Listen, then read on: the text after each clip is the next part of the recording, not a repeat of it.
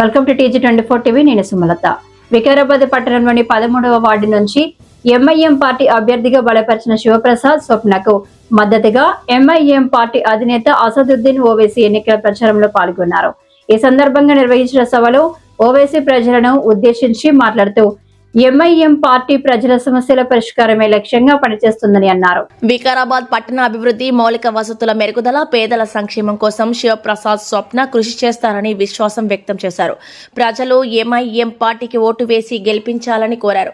ఈ కార్యక్రమంలో ఎంఐఎం నాయకులు, కార్యకర్తలు పెద్ద సంఖ్యలో స్థానిక ప్రజలు పాల్గొని ప్రచారాన్ని విజయవంతం చేశారు. సభలో ఉత్సాహభరిత వాతావరణం నెలకొంది.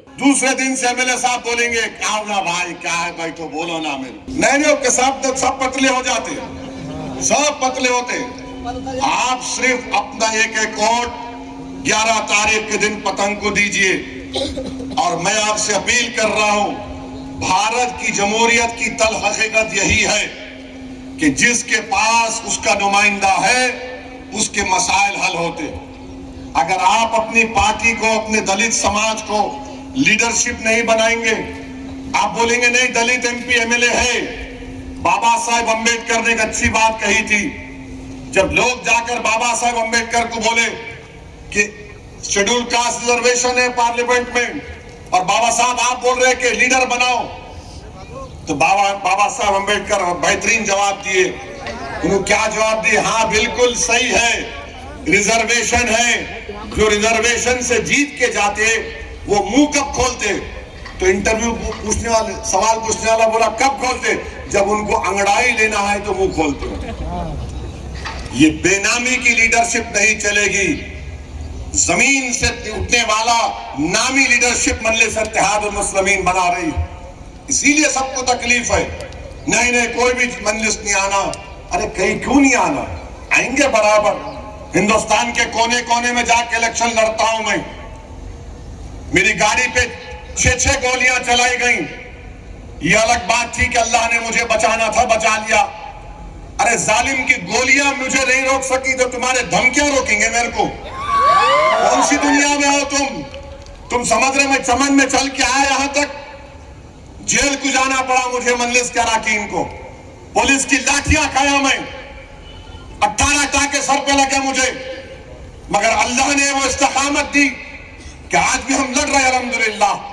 तो ये लोग जो हमको बोल रहे मत बोलो हमको, खाक और खून के दरियाओं से गुजर कर यहां पर आया हूं मैं। गुजरात के फसादात में मजलिस गई थी, कोई नहीं जा रहा था। ऐसी जगह पर जाकर कैंप लगाए, लोग बोले कि आपको खत्म कर देंगे, हमला होगा, असरा हो, इसे आप डॉक्टरों को लेकर गए थे। सब देख चुके हैं हम, ये बातें हमको मत सुनाओ। बस आपसे एक अपील कर रहा हूं, आप बेखौफ होकर मजलिस को वोट डालिए। जो भी होगा देखा जाएगा, मैं जिम्मेदार हूं उसका, इंशाअल्लाह ताला कुछ नहीं होगा। बेखौफ होकर वोट डालिए और अपने नुमाइंदों को कामयाब करिए। 28 का इलेक्शन आएगा, 26 है अभी, 28 आएगा, अभी तो 2.5 साल ही है। 28 में इलेक्शन होगा, डिलिमिटेशन होगा।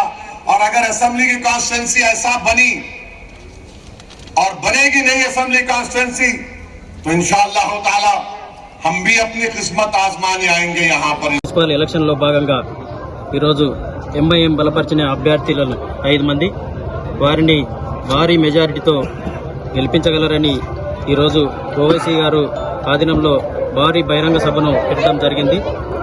మేము ఆలంపల్లి 13వ వార్డు నుంచి స్వప్న శివప్రసాద్గా మేము అక్కడ బాబాసాహెబ్ అంబేద్కర్ పుణ్యమంటూ వచ్చినటువంటి రిజర్వేషన్ వచ్చింది. అక్కడ రిజర్వేషన్లో భాగంగా స్వప్న శివప్రసాద్ నామినేషన్ వేయడం జరిగింది.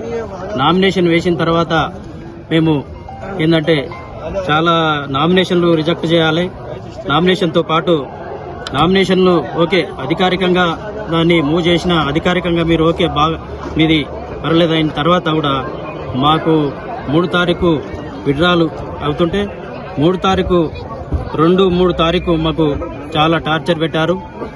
ఇవి అధికారిక రూలింగ్ గవర్నమెంట్ కావున దయచేసి మనం స్వతంత్ర భారతదేశంలో ఉన్నామా, మనము రాజ్యాంగం కల్పించినటువంటి ఇప్పుడు అందరికీ సమాన న్యాయం ఉంటుంది, కానీ ఉన్నోనికి లేనోనికి అని తేడా ఉండదు. కావున దయచేసి పార్టీలకు అతీతంగా నాయకులు గౌరవించాలి. మనల్ని ఏంటంటే మహిళలు ముందుకు రావాలి, మహిళలను గౌరవించాలి. మహిళా లోకాన్ని మనము ఏంటంటే మహిళలను అన్ని రంగాల్లో మనం రాణించాలి అని మహిళలను ప్రోత్సహించాలని మాటల వరకే చెప్తున్నాం. కావని మనము ఎక్కడైతే కూడా రాజకీయ నాయకులు పలుకుబడి ఉన్నవాళ్ళు ఎమ్మెల్యేలు కానీ, ఎంపీలు కానీ, స్పీకర్లు కానీ వాళ్ళ బిడ్డలే ఉండాలన్నా ఇక్కడ మున్సిపల్ చైర్పర్సన్ గా. ఇప్పుడు మైనార్టీ నుంచి వచ్చే అవకాశం వచ్చింది ఎస్సీ బిడ్డగా. ఆ మైనార్టీ బిడ్డ నువ్వు చేద్దామనుకుంటే నువ్వు 20 లక్షల, 30 లక్షల, 40 లక్షల, 50 లక్షల, ఇదేమి రాజకీయం? రాజకీయాల్లో ఇలాంటి నీచమైన రాజకీయాలకు కిందికి ఇంత దిగజారి ఉండదు. ఎందుకంటే అవకాశాలన్నీ వచ్చినప్పుడు ఎక్కడైనా కూడా వెళ్తాం. ఇంకా మంచి మంచి మేధావులు అసంటిది పార్టీలు మారి వెళ్తున్నారు. మేము చోటా లీడర్లము.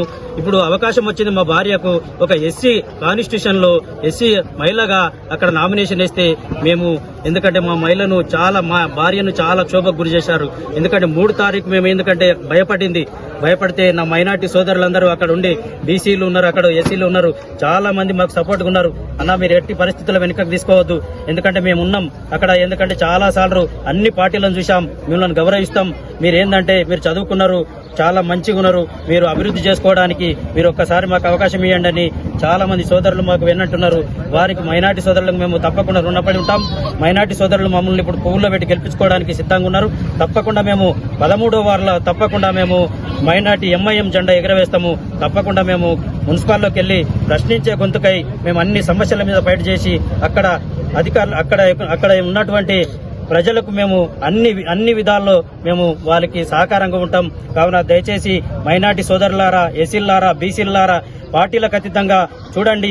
అక్కడ ఉన్నటువంటి వాళ్ళు గడిసైన వారిని తీసుకొస్తే ఒక్కసారి మీ సమస్యల మీద ఫైట్ చేయడానికి అవకాశం ఉంటుంది. మాకు ఒక్కసారి అవకాశం ఇవ్వండి. 11 తారీఖు జరిగే పతంగి 3వ నంబర్ మీద మీరు పతంగికి ఓటేసి మమ్మల్ని గౌరవించినట్టయితే మేము 13వ నంబరు వార్డు కౌన్సిలర్ గా మేము ముందుకొస్తాం. మీ సమస్యలకు వెన్నంటి ఉంటామని స్వప్న శివప్రసాద్ గా మేము శిరస్సు వంచి నమస్కరిస్తున్నాం. ధన్యవాదాలు. Hi, నేను Satyasri. Please do subscribe TG24 TV.